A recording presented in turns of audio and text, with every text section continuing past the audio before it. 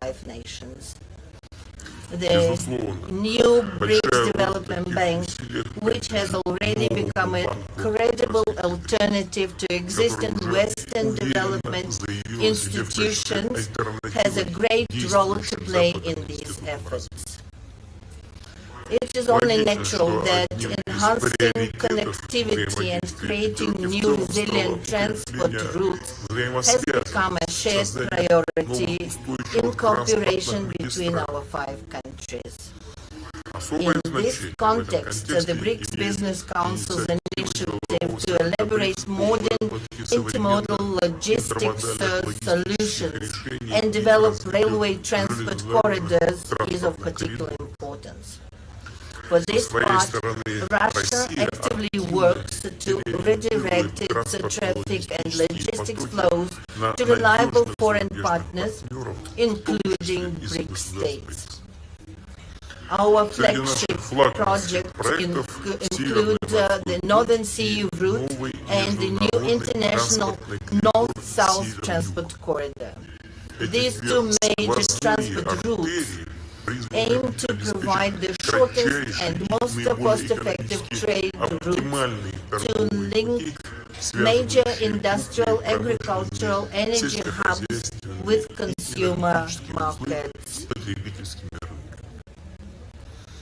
With regards to the Northern Sea route, I would like to emphasize that Russia has already adopted and launched a large-scale, multi-year plan to develop its infrastructure.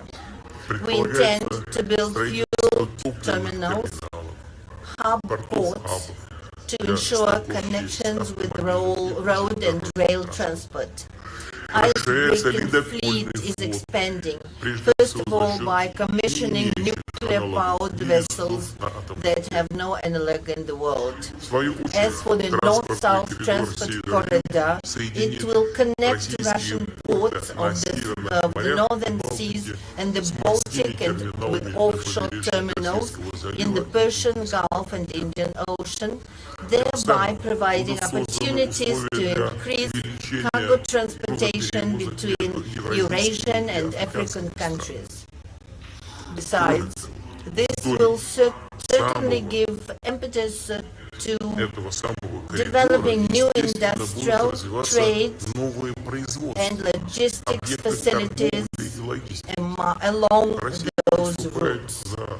Russia stands for greater cooperation within the BRICS on reliable and uninterrupted supplies of energy and food resources to the world markets.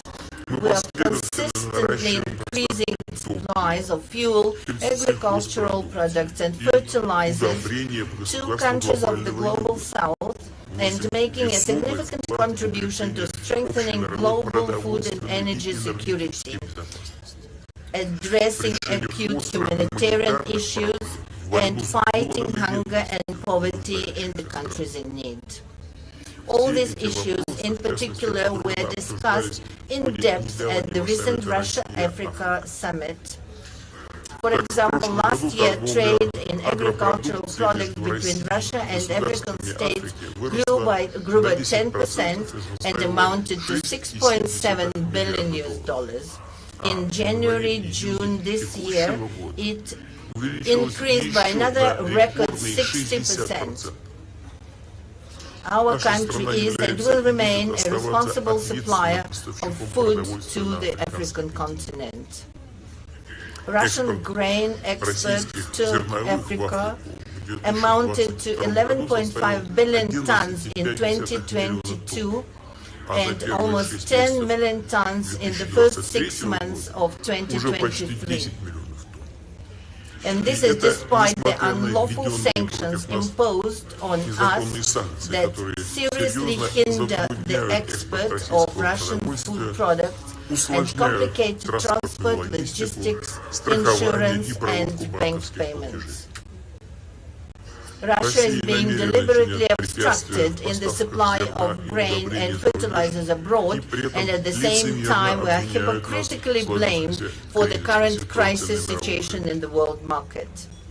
This has been clearly seen in the implementation of the so-called Grain Deal, concluded with the participation of UN Secretariat and initially aimed at ensuring global food security, reducing the threat of hunger, and providing aid to the poorest countries.